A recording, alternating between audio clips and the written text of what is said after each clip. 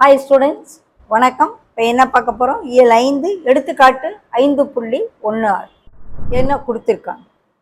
-2 -1 மற்றும் 4 8 ஆகிய புள்ளிகளை இணைக்கும் கோட்டு துண்டை 3 சமக்கூறிடும் புள்ளிகளின் ஆயத்தொலைவுகளை காண்க.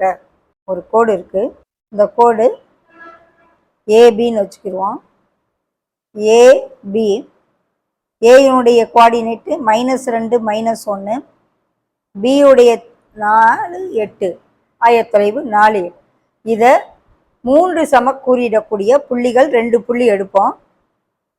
P1 Q1ன்னு எடுத்துக்கிடுவோம். இது என்னன்னு கண்டுபிடிக்க சொல்கிறாங்க. இதுக்கு நம்ம இப்போ ஃபார்முலா பார்த்துருக்கோம். அந்த 3 சமக்கூறிடக்கூடிய ஃபார்முலா என்னன்னு நம்ம எழுதிக்கிடுவோம். முதல்ல ஏபி என்ற கோட்டை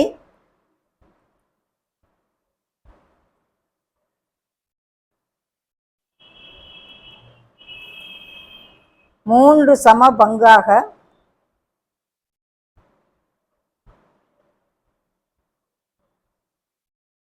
பிரிக்கும் புள்ளிகள் P, Q என்க.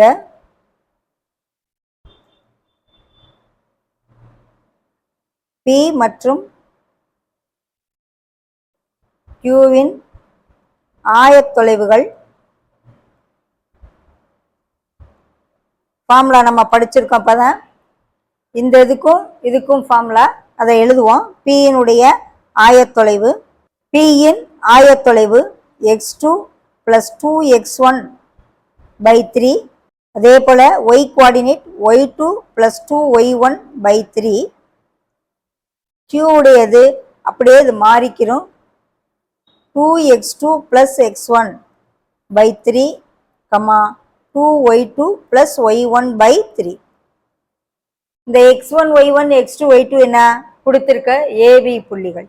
ஸோ இதை x1 எடுத்துக்கிறணும், இதை y1 எடுத்துக்கிறணும், இதை x2 எடுத்துக்கிறணும், இதை y2 எடுத்துக்கணும். Pங்கிற புள்ளி x2 ப்ளஸ் எழுதி வச்சுக்கிறோமா, x1 = -2, y1 = -1, x2 = 4, y2 = 8 எழுதி வச்சுட்டு போடும். x2 + 2x1/3, y2 + 2y1/3. முதல்ல Pயை கண்டுபிடிச்சு அப்புறம் Q எழுது. 2 2s are -4 ஆயிரும். 4 - 4 ஆகும். 8 - 2 ஆகும். ஸோ P வந்து 0, 8 - 2 6 ஆகும். 6/3 2 ஆயிரும். அதே போல் Q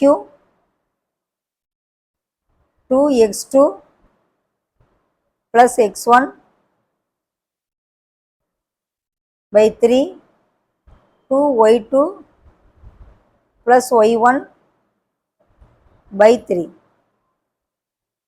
ஓகே. 8 - 2 16 - 1 என்ன ஆயிரும்? 8 - 2 6 ஆகும். 6/3 2 ஆயிரும்.